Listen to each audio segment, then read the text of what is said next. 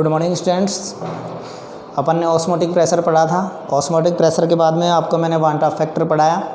Want Hoff factor के बारे में कुछ चीज़ें मैंने आपको बता दी थी और कुछ चीज़ें मैं आपको आज बताऊंगा, और इससे अपन जल्दी फ्री हो गए तो एक आध न्यूमेरिकल भी अपन करेंगे, क्योंकि न्यूमेरिकल्स जब तक नहीं करोगे तब तक जो है फिजिकल केमिस्ट्री का पोर्शन है इस पर थोड़ा सा कमांड होना थोड़ा मुश्किल है। तो देख लीजिए वांट ऑफ फैक्टर।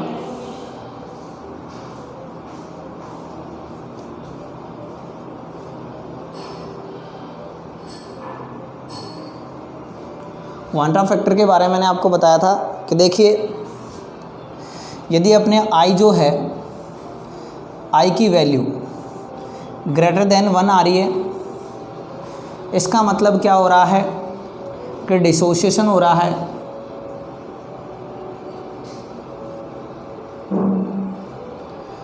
और यदि आई की वैल्यू लेस देन 1 आ रही है, यदि आई की वैल्यू क्या आ रही है, लेस देन 1 आ रही है, इसका मतलब क्या हो रहा है, एसोसिएशन हो रहा है।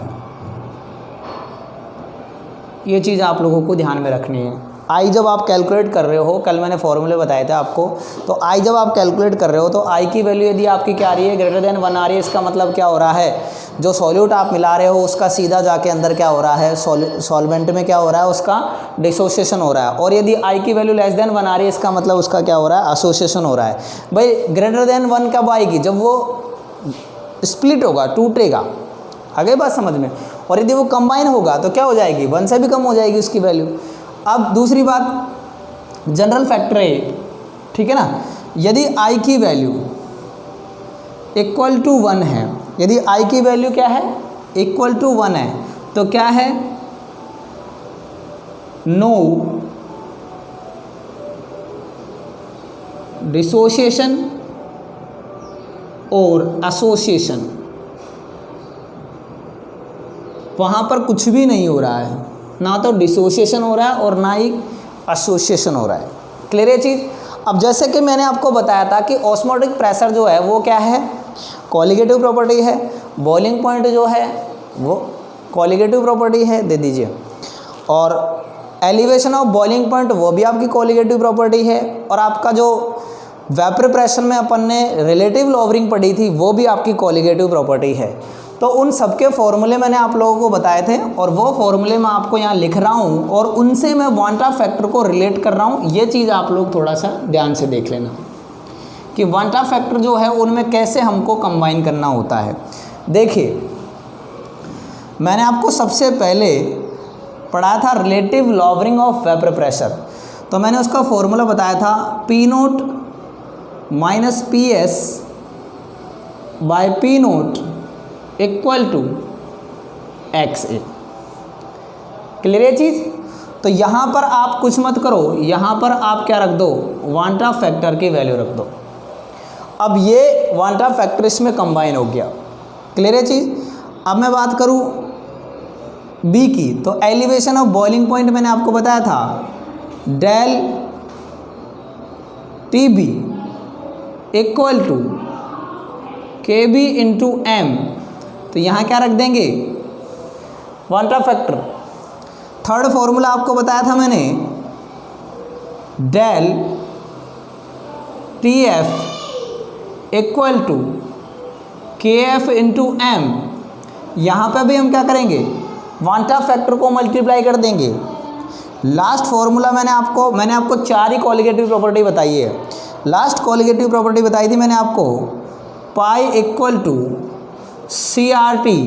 तो इसमें भी अपन क्या करेंगे, वांट ऑफ फैक्टर जो है मल्टीप्लाई कर देंगे। यानी कि relative lowering of vapour pressure में भी आप वांट ऑफ जो है उसको मेंशन करोगे, एलिवेशन ऑफ बॉइलिंग पॉइंट में भी आप क्या करोगे, वांट ऑफ फैक्टर लगाओगे। आपका डिप्रेशन एंड फ्रीजिंग पॉइंट है उसमें भी आप वांट ऑफ फैक्टर लगाओगे।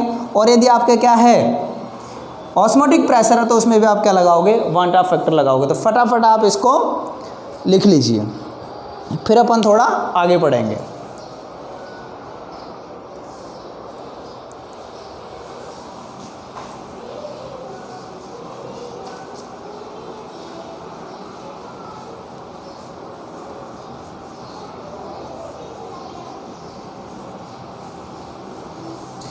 अब देखिए अब मैं डिसोसिएशन और एसोसिएशन दोनों में आपको वन ऑफ फैक्टर जो है कैसे कैलकुलेट करते हैं वो बता देता हूँ। जैसे सबसे पहले हम बात करते हैं डिसोसिएशन की।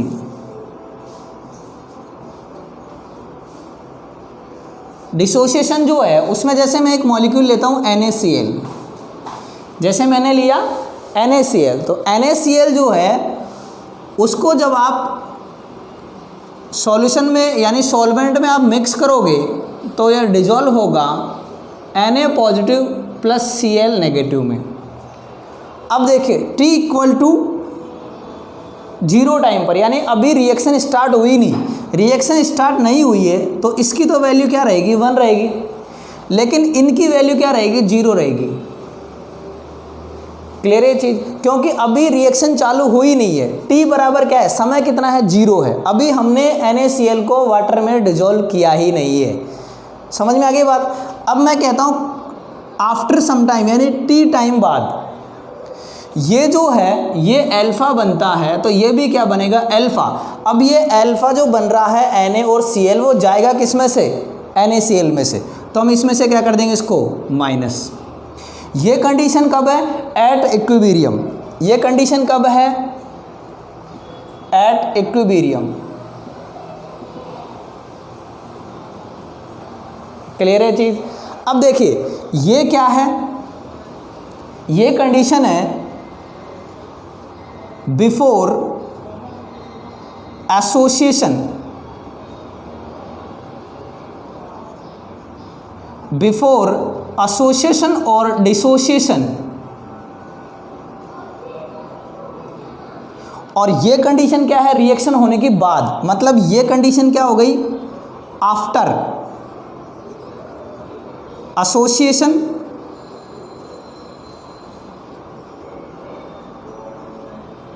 और डिसोसिएशन। क्लियर है चीज। अब जब मैंने कल आपको वन टाइम फैक्टर कैलकुलेट करना सिखाया था तो मैंने आपको बताया था I इक्वल टू होता है आफ्टर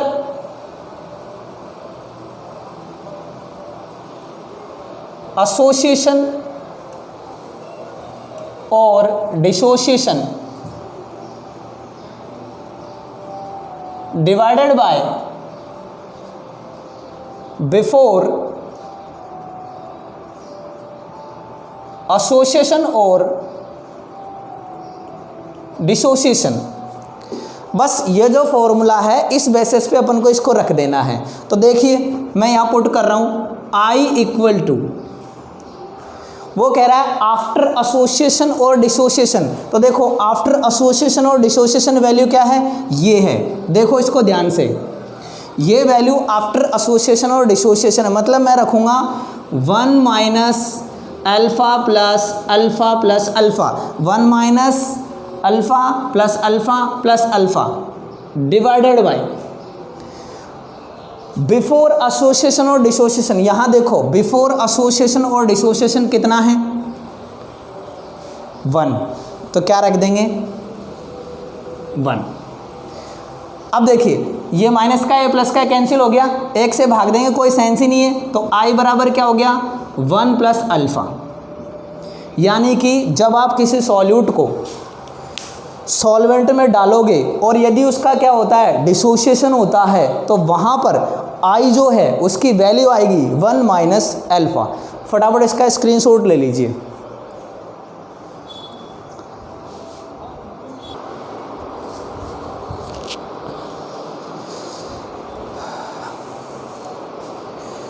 ठीक है, इसको आगे बढ़ाते हैं अपन।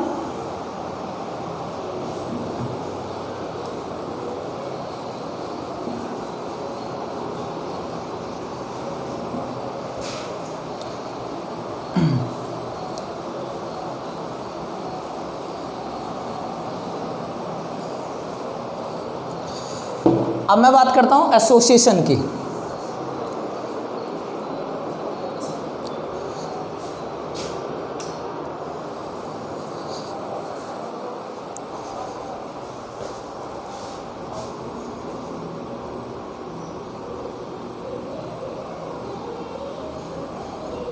एसोसिएशन जो होता है उसमें क्या रहता है आप अच्छे से जानते हो कि जैसे अपने पास में है Na कोई कंटेंट है, इसको जब अपन डिजोल्व करेंगे तो इक्विलिब्रियम की कंडीशन में ये बन जाएगा An,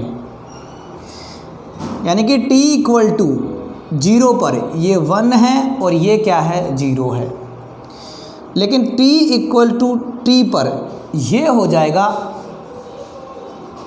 x/2 और ये हो जाएगा 1 माइनस एक्स, ये तो हो जाएगा x/2 और ये हो जाएगा 1 माइनस एक्स। ये देखिए x/2 कैसे हुआ, मैं आपको एक एग्जांपल से समझाता हूँ। मैंने एसिटिक एसिड लिया, 2 मॉलिक्यूल्स ऑफ एसिडिक एसिड लिए मैंने ये। अब यहाँ देखिए 2 मोल है, मैंने आपको कल भी ये एग्जांपल दिया था।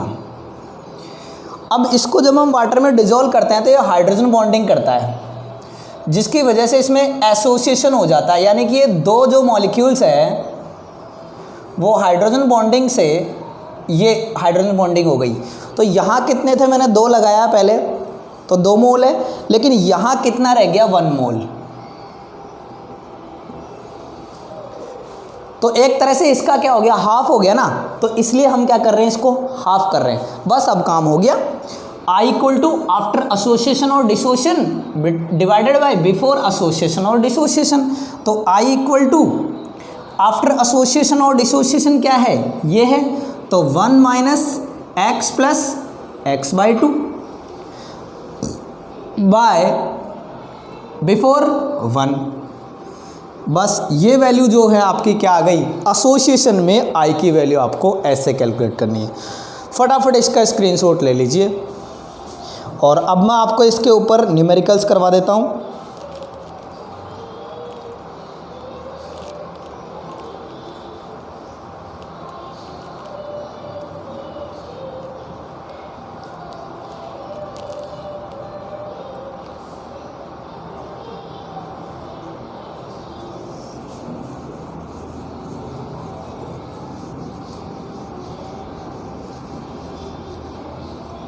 न्यूमेरिकल है आपके एनसीईआरटी का ही है,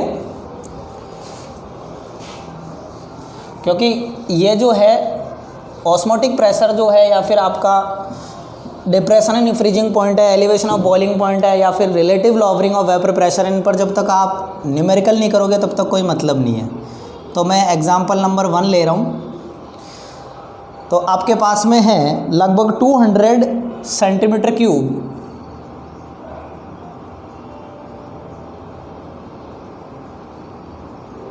aqueous solution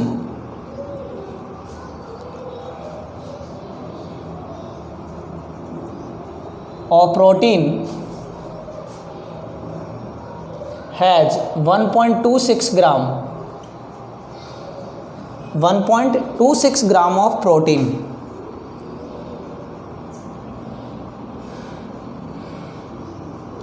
itself। अब इसमें if its osmotic pressure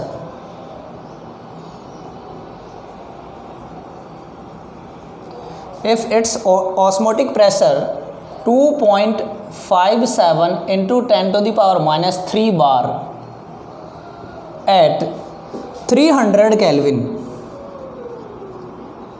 300 Kelvin दे रखा आपको टेम्परेचर इसमें।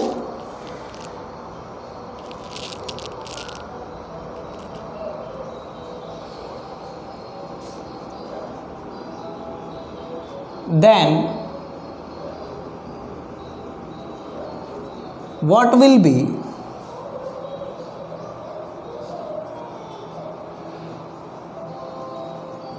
molar mass of protein? अब देखिए इसको आप सोल्व करोगे उससे पहले आपको ये पता होना चाहिए कि इसमें क्वेश्चन में अपन को क्या क्या दिया गया है। देखिए गिवन क्या क्या है, सबसे पहले तो आप देखो इसमें वॉल्यूम गिवन है 200 सेंटीमीटर क्यूब एक्वस सॉल्यूशन, तो वॉल्यूम जो है वो गिवन है आपको, कितना है 200 सेंटीमीटर क्यूब, लेकिन आपको इसको लेना है लीटर में। तो लीटर में ये कितना हो जाएगा, लीटर में हो जाएगा ये 0.200 लीटर। क्लियर है। दूसरी बात आपको दे रखी है 1.26 ग्राम ऑफ प्रोटीन, यानी कि ये हो गया आपका WB। आप ऐसे लिख सकते हो इसको, weight of solute. Weight of solute को हम किससे लिखते हैं? WB से। कितना दे रखा है? 1.26 ग्राम। क्लियर है। और क्या दे रखा है चेक करते हैं, ऑस्मोटिक प्रेशर। और क्या दे रखा है? Osmotic pressure. किससे रिप्रेजेंट करते हैं? पाई से। कितना है? 2.57 इंटू 10⁻³ बार। क्लियर है। और क्या दे रखा है? टेम्परेचर दे रखा है, तो यहाँ लिख देंगे T। टेम्परेचर है आपका 300 केल्विन। और क्या दे रखा है चेक करते हैं, और कुछ नहीं दे रखा। अब देखिए हमको क्या कैलकुलेट करना है इसमें, मोलर मास ऑफ प्रोटीन, यानी कि सॉल्यूट का मोलर मास कैलकुलेट करना है। उसको किससे रिप्रेजेंट करते हैं? MB से। ये क्या करना है? कैलकुलेट करना है। अब देखिए मैंने आपको फॉर्मूला बताया था पाई इक्वल टू CRT। अब इसमें आप देखोगे तो आप कहोगे कि सर इसमें T है, दिया हुआ है, पाई है, दिया हुआ है, लेकिन ना तो C है और ना R है, इसमें कहीं पे भी नहीं है। देखो कैसे पता चलेगा इसका। C जो है उसका मतलब होता है NB/V। Pi equal to NB/V RT। R नियत होता है, कांस्टेंट वैल्यू होती है, तो R बराबर होता है 0.821 litre bar mole inverse kelvin inverse. Clear है। अब R भी आ गया, बचा क्या? ये C का टेंशन है, तो C को मैंने किस में बदल दिया? NB/V में। अब देखिए मैं V को इधर लाता हूँ, तो पाई V बराबर NB/RT। और NB मैंने आपको बताया था पहले जब पढ़ाया था, NB ज्ञात करते हैं WB/MB से। ठीक है। अब NB को हम क्या कर दें? रिप्लेस कर दें। किससे? WB/MB से। क्या ज्ञात करना है? MB ज्ञात करना है। क्या क्या है? WB है क्या? WB दे रखा है। V है क्या? V भी दे रखा है। R है क्या? R भी दे रखा है। T है क्या? T भी दे रखा है। पाई है क्या? पाई भी दे रखा है। मतलब क्या ज्ञात करना है? MB। तो MB यहाँ है तो इसको इधर निकाल लो, तो MB मैं यहाँ लिख देता हूँ, दिख नहीं रहा हो। MB को हम यहाँ लाएंगे तो ये वैल्यू जो है वो यहाँ चले जाएगी, क्रॉस मल्टीप्लाई होती है। तो MB बराबर देखिए WB into R into T, ये तो ऊपर ही है, नीचे क्या क्या आ गया? Pi into V। ये पाई इंटू V कहाँ चले गया? नीचे चले गया। बस कुछ नहीं करना, अब वैल्यू रख दो। MB बराबर WB कितना दे रखा है? 1.26। R कितना है? 0.821। T कितना है? 300। क्लियर है। नीचे देखो पाई, पाई कितना है? 2.57 इंटू 10⁻³ इंटू V। V कितना है? 0.200। तो आपका MB आ रहा है 61.022 ग्राम पर मोल। जब हम इसको सॉर्ट आउट करेंगे, इनको काटेंगे, तो हमको क्या मिल जाएगा? 61.022 ग्राम पर मोल। यानी कि इस क्वेश्चन में ये जो प्रोटीन दिया गया है, इस प्रोटीन का मोलर द्रव्यमान, मोलर मास जो है वो कितना है? 61.022 ग्राम पर मोल। फटाफट इसका आप स्क्रीनशॉट ले लीजिए।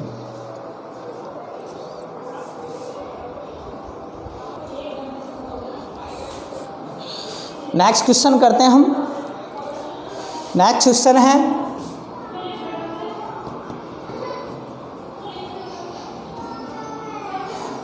क्वेश्चन है आपका 2.52 gram of protein is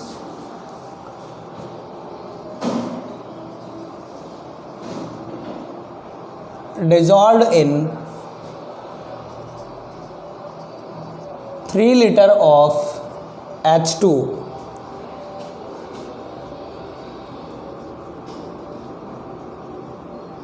If its osmotic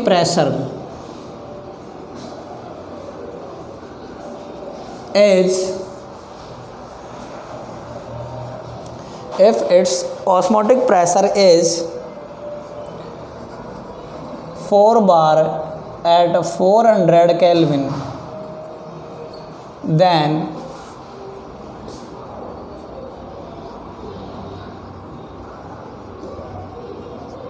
what will be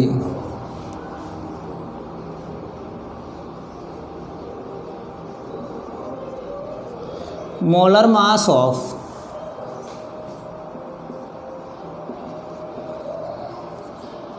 this protein.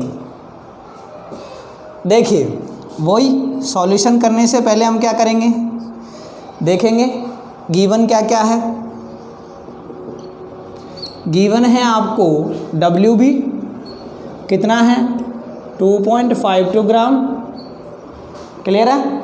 और क्या गिवन है आपको, वॉल्यूम गिवन है कितना है 3 लीटर है।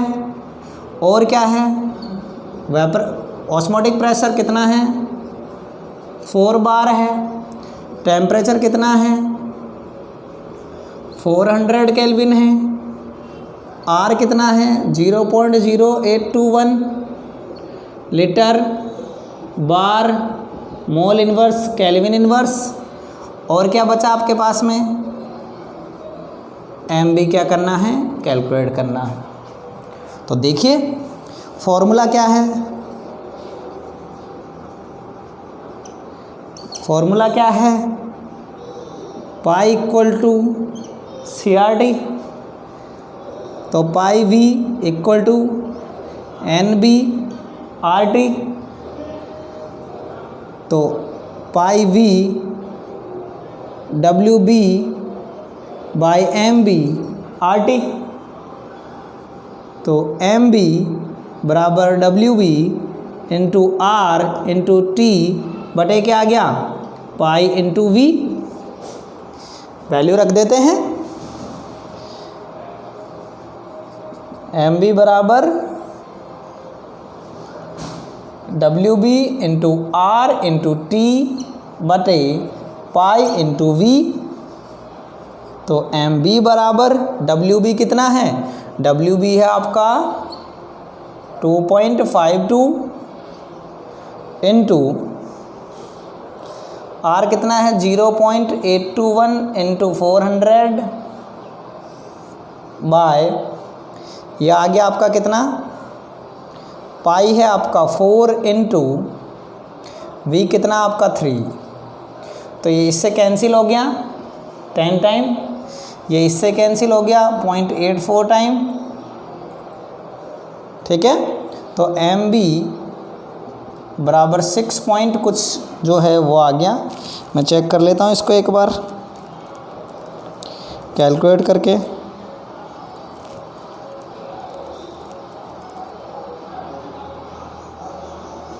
यार आपका 6.89 ग्राम पर मोल, ठीक है। दिख तो रहा है सारा,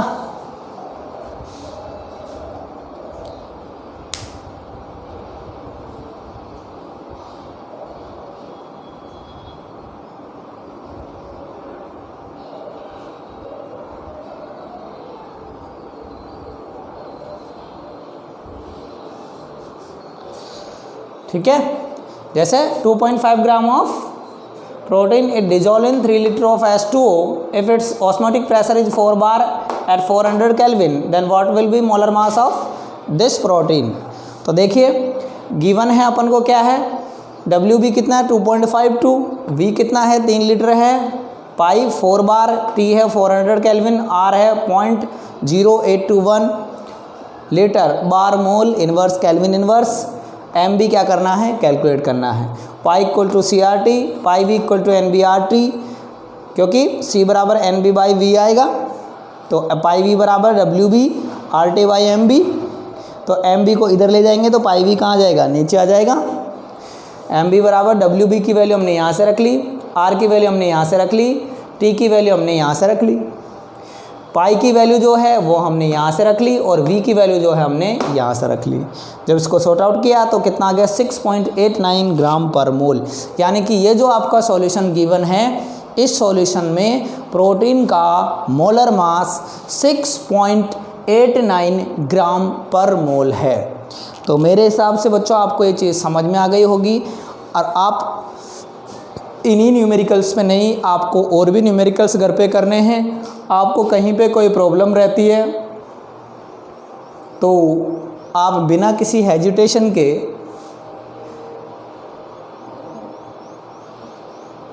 ये नंबर है मेरे यहाँ पर 8104074167, इस पे व्हाट्सअप करके आप कोई भी जो आपको न्यूमेरिकल नहीं आ रहा है आप सीधा उसको व्हाट्सअप कर सकते हैं, आपको उसका पूरा सॉल्यूशन मिलेगा।